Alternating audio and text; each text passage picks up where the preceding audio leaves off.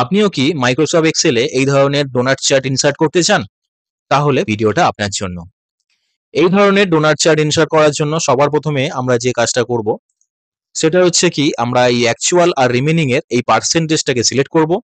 Select করার পরে আমরা আসবো ইনসার্ট অপশানে। ইনসার্ট অপশন থেকে এখানে দেখুন পাই চার্ট অপশন আছে। এই পাই চার্ট অপশনটাতে আমরা ক্লিক করব। পাই চার্ট অপশনে ক্লিক করার পরে দেখুন এখানে ডোনাট চার্ট অপশনটা শো করছে। এবার আমরা এটাতে ক্লিক করব। ক্লিক করার পরে দেখুন আমাদের এখানে ডোনাট চার্ট ইনসার্ট হয়ে চলে এসছে। এবার আমরা ডোনাট চার্টটাকে আমাদের সুবিধা মতন অ্যাডজাস্ট করে নেব। অ্যাডজাস্ট করার পরে আমাদের সুবিধা মতন অ্যাডজাস্ট করব। অ্যাডজাস্ট করার পরে এখানে চার্ট টাইটেল আর এই যে নাম্বার আছে এই নাম্বারটাকে আমরা ডিলিট করে দেবো। এবার দেখুন এখানে শেপ ফিল আর আউটলাইন বর্ডারটা কিন্তু শো করছে। তো এটাকে আমাদের রিমুভ করতে হবে। তো এটাকে রিমুভ করার জন্য আমরা এই ফরম্যাট অপশনে আসব। ফরম্যাট অপশন থেকে এখানে দেখুন শেপ ফিল অপশন আছে। এই অপশনটিতে আমরা ক্লিক করব। ক্লিক করার পরে নো ফিল করে দেবো। নো ফিল করার পরে আবারও আমরা এই সেভ আউটলাইনে যাব। সেভ আউটলাইনে গিয়ে আমরা নো আউটলাইন করে দেবো। এবার আমরা এই ব্লু সার্কেলে ডবল ক্লিক করব।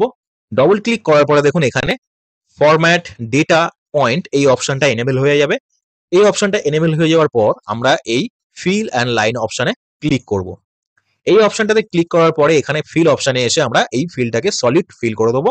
সলিড ফিল করার পরে আমরা আমাদের ইচ্ছা মতন কালার এখানে সেট করে নেবো। সেট করার পরে আমরা এই বর্ডার অপশনে আসব।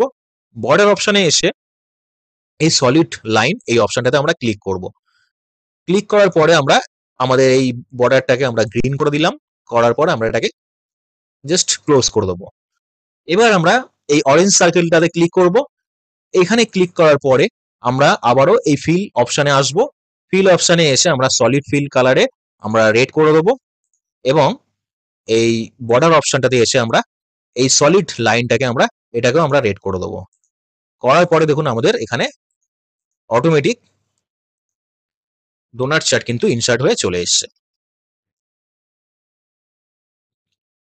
তো বন্ধুরা এই ধরনের আরো ইনফরমেটিভ ভিডিও পাওয়ার জন্য এই চ্যানেলটিকে অবশ্যই ফলো করে রাখবেন। থ্যাংক ইউ বন্ধুরা।